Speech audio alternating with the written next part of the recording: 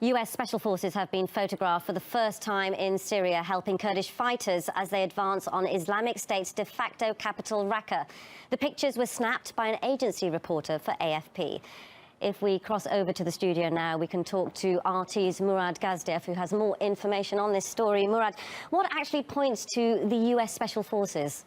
Well, what doesn't? You know, you don't have to have a military background to see these guys for who they are. And they're there in Syria fighting with the SDF, Syrian Democratic Forces, that's Syrian Kurds and other groups, all of which are fighting ISIS. So they're helping them fight ISIS. And, well, the pictures kind of give it away. The low-profile helmets, the unique camouflage, the, you know, latest weaponry that doesn't go for export, advanced and expensive communications gear. These are American troops, and they're armed to the teeth. Yet, Washington maintains that they aren't there to fight.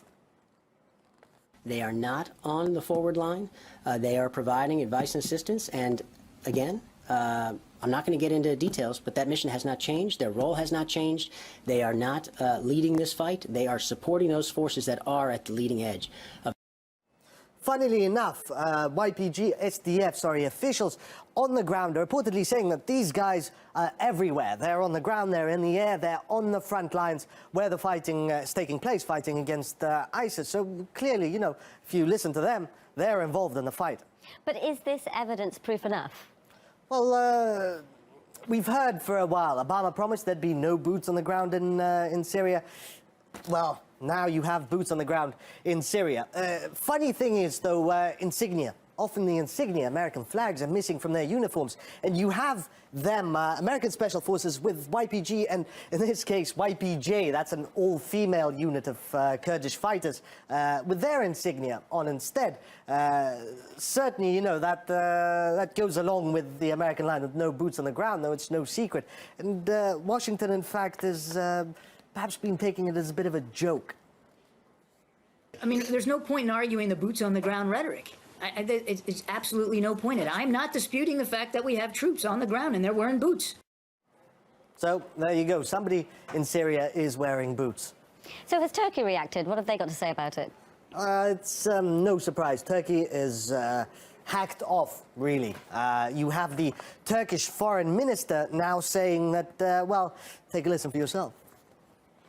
It is not acceptable for US soldiers to wear YPG terrorist arm badges.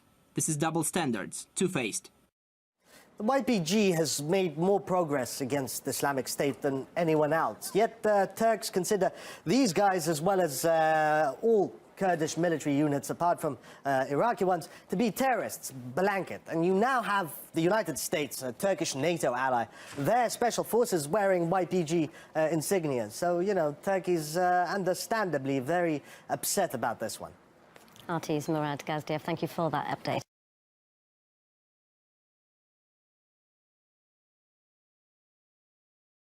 Vladimir Putin has warned that the US anti-missile defense system in Europe risks the entire region's safety.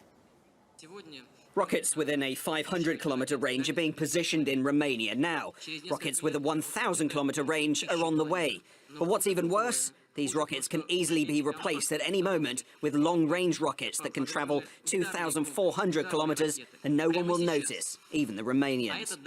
This is a huge danger to us and we will have to react immediately.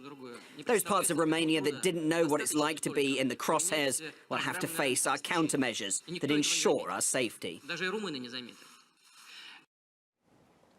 The Russian president was speaking at a joint press conference with the Greek Prime Minister, Alexis Tsipras, during Putin's visit to Athens. RT correspondent Roman Kolchev has more from the Greek capital. Vladimir Putin said that the American anti-missile defense system in Eastern Europe poses a real threat to Russia. That system was initially put in place in various countries surrounding Russia in order to counter the Iranian nuclear threat. But due to certain agreements that were made recently, the Iranian nuclear threat no longer exists. So all these new anti-missile defense systems that are being put in place all around Eastern Europe, basically very close to Russian borders, really pose a threat to Moscow. The Russian president said that Moscow is ready to cooperate on this anti-missile defense issues with the United States. However, he added that there's no one to talk to about that, as Moscow hears no response to this issue from the Americans. Well, let's discuss the US anti-missile defence system in Europe further now with political commentator Lawrence Davidson. Welcome, Lawrence. Now, the US insists that its anti-missile defence system in Europe is not targeting Russia. What is your view of that? Well, you might ask them who it is targeting. I mean, obviously, it's this placement of missiles in Eastern Europe sends a message to Russia. And the message is, look, you are not allowed to have a sphere of influence. Indeed, the Chinese aren't allowed either. The only one who can really have a sphere of influence is the Americans and their proxies in Europe. This has been this is essentially the Cold War theory of containment brought into the 21st century. So the whole notion that these missiles aren't targeted towards the U.S. or Russia is just baloney. I mean, who else are they aiming at? The Scandinavians? What?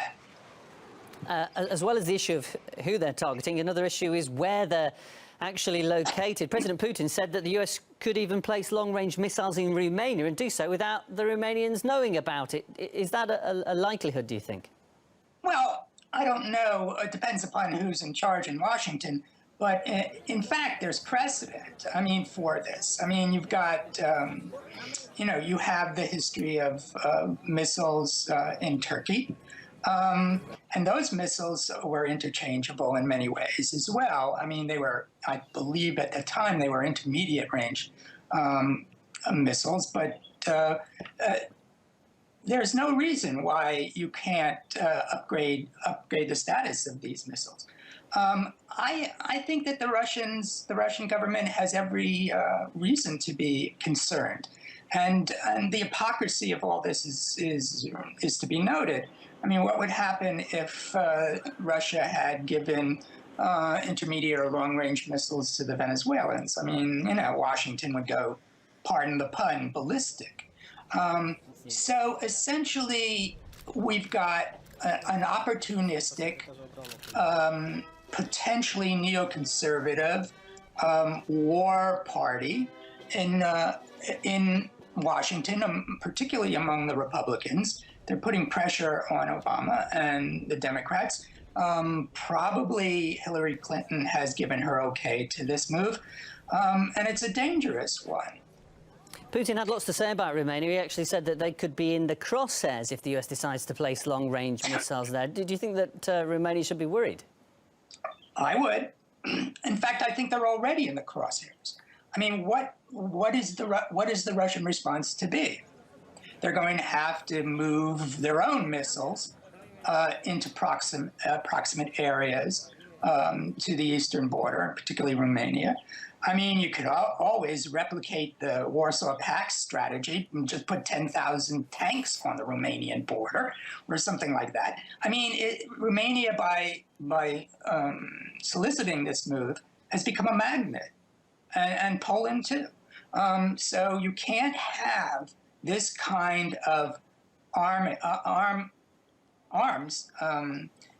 armory in your country and not be in the crosshairs. It's just the logic of the situation. Many thanks for joining us, Lawrence. Our guest is our political commentator, Lawrence Davidson. Thank you.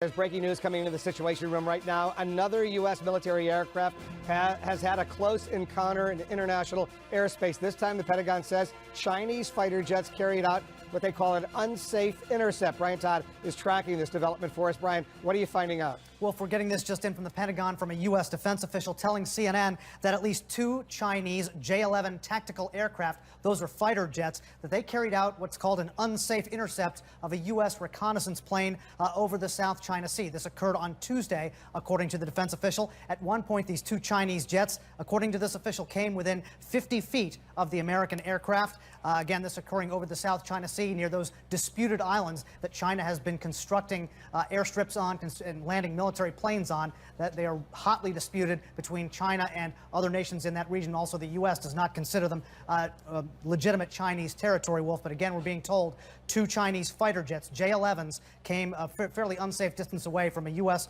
reconnaissance plane within 50 feet of it on Tuesday over the South China Sea. My colleague Jim Sciutto points out, for some context, this isn't the first time this has happened, but the Chinese usually resort to warnings for American reconnaissance jets over the radio. They usually don't fly this close. This is a relatively rare occurrence, and we're told by this U.S. official that Americans are protesting this through diplomatic and military channels.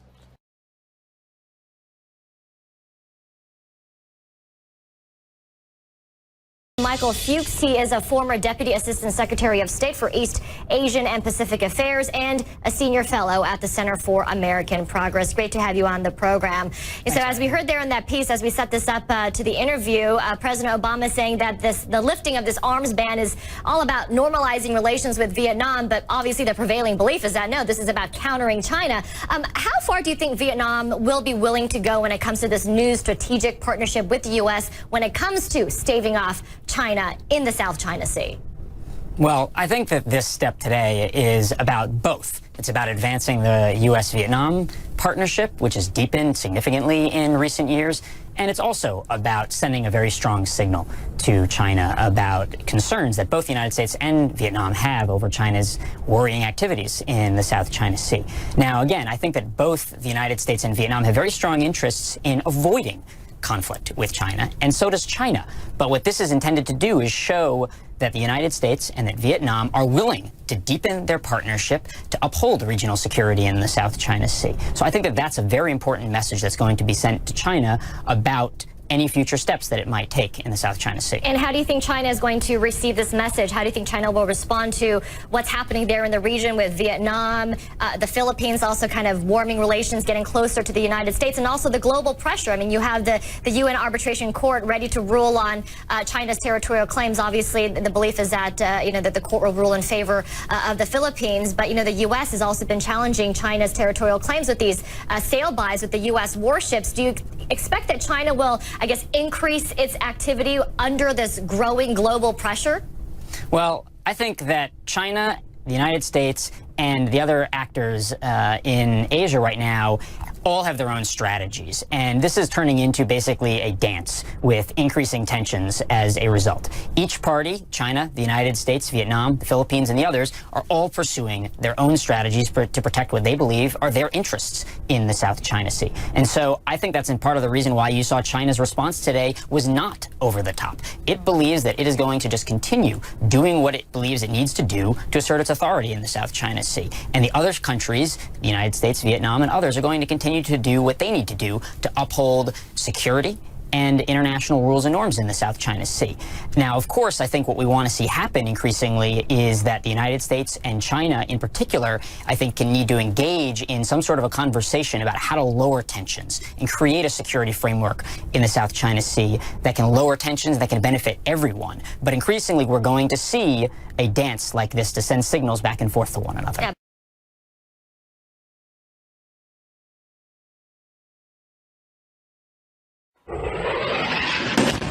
The raging civil war in Yemen gave the al-Qaeda affiliate there the ability to move in and take over this southern port city of Mukalla, giving the most dangerous al-Qaeda group in the region a new place to dig in.